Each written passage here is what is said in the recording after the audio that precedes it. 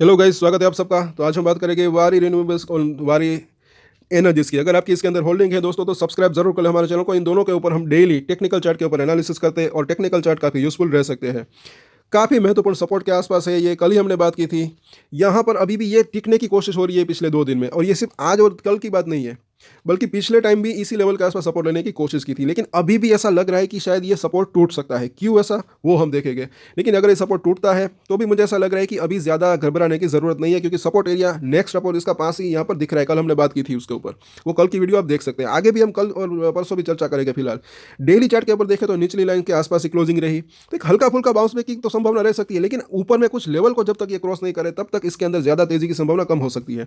Overall अगर यहाँ पर देखें तो वीकली चार्ट के ऊपर जरा देखें तो इसकी निचली लाइन 1230 के आसपास है, तो अभी तो वो एरिया सपोर्ट एरिया बन सकता है।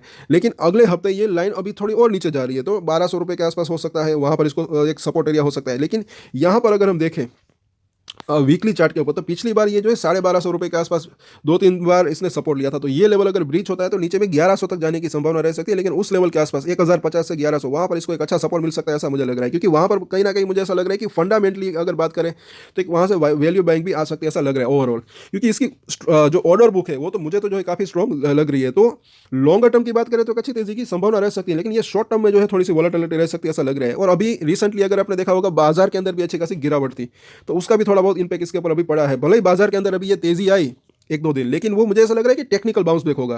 क्योंकि अब जो है क्या हो रहा है निफ्टी की अगर आप देखेंगे बात, तो वो निफ्टी क्या हो रहा है, ऊपर में टिक नहीं पा रहा है। तो उसका असर मुझे ऐसा लग रहा है कि इसके ऊपर भी थोड़ा सा पड़ रहा है ओवरऑल। साथ साथ अगर यहाँ पर देखें एमएससीडी के अंदर तो एक बेरिश क्रॉसओवर हुआ है, तो स्ट्रेंथ के अंदर तो कमी दिख रही है। आरएसआई अगर देखें तो 33 के आसपास है, ओवरसोल्ड जोन के पास है। अभी इस वजह से भी ये सब चीज़ यहाँ पर ऐसा लग रहा है कि मिक्सअप है, इस वजह से यहाँ पर टिकने की कोशिश हो रही है। लेकिन अगर बाजार के अंदर गिरावट आती है तो ये महत्वपूर्ण सपोर्ट टूट सकता है, उसके बाद और थोड़ी सी गिरावट की संभावना रह सकती है, ऐसा लग रहा है। सो यहाँ पर देखिए साथ साथ एक चीज़ क्या है कि ये गिरावट के अंदर एक चीज़ है कि ये जो है डोजी कैंडल जैसी बनी है आज के दिन। अगर बात करें यहाँ पर जूम करके देखें तो एक चीज़ है कि आज का अगर हाई ऊपर की तरफ ब्रीच होता है तो ये इसके अंदर थोड़ा सा रिवर्सल के संकेत हो सकते हैं, तेजी की संभावना भी रह सकती है। लेकिन आज का ये हाई वो क्रॉस कर दे तब की बात है और वहाँ पर क्लोजिंग दे दे। सो वो हाई है 1325 के आसपास।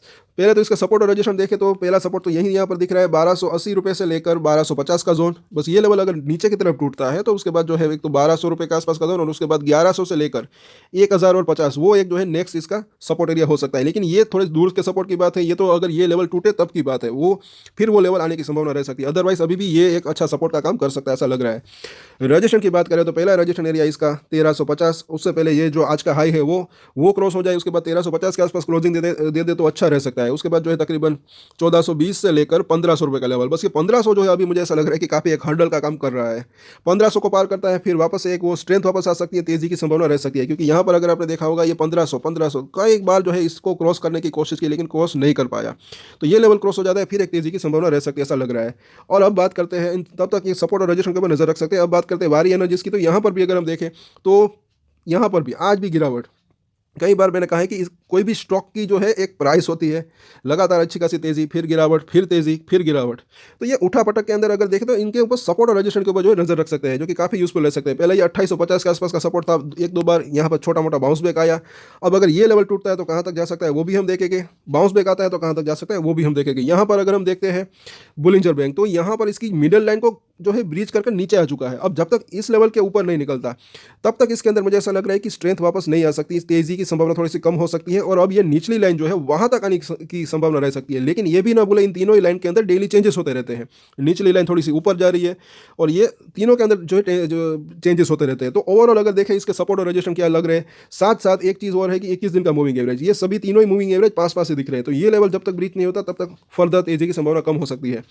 2823 का प्राइस है, पहले इसका सपोर्ट एरिया हम देख लेते हैं जो कि 2750 के आसपास का जोन, कल ही हमने बात की थी। उसके बाद जो है तकरीबन 26 और देखिए पहले तो 2750, उसके बाद जो है 2650 के आसपास का जोन, और उसके नीचे अगर देखें तो तकरीबन जैसे कि हमने बात की 2520 या फिर 2500 रुपये, ये जो है एक पूरा राउंड फिगर नंबर, ये इसके जो है एक सपोर्ट एरिया दिख रहे हैं। ये थोड़े से दूर का सपोर्ट और ये नज़दीकी सपोर्ट इसके दिख रहे हैं। रजिस्ट्रेशन की बात करें तो पहला रजिस्ट्रेशन एरिया एक ही यहाँ पर अभी दिख रहा है 2950 रुपये के आसपास का जोन, 2950 से लेकर 3000, बस ये लेवल पार हो जाए तो फिर वो वापस स्ट्रेंथ आ सकती है, ऐसा लग रहा है।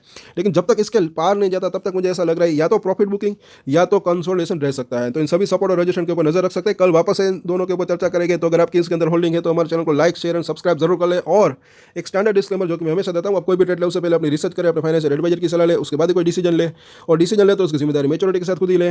ये वीडियो मैंने एजुकेशन पर्पस के लिए बनाई, मेरी तरफ से कोई भी बाय या सेल की रिकमेंडेशन नहीं है। Thank you.